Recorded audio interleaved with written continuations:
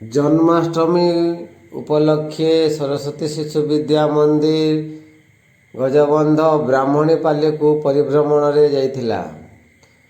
उक्त दिवस रे परिचालना समितिर संपादक माननीय श्रीयुक्त डोलामणि सेठ, सह संपादक माननीय श्रीयुक्त दिलीप कुमार साहू, कैशियर माननीय श्रीयुक्त भागीरथी मेहेर तथा ब्राह्मणपल्ली गाँवर प्रकाश नायक, गगन पंडा, कपिलास पंडा, दुर्बादल पंडा, जयप्रकाश पंडा नायक, गगन पंडा, अनिक नायक, बलिष्ठ मेहेर, नरेश नायक, नारायण मेहेर तथा ब्राह्मणीपल्ली ग्रामवासी सहयोग करते।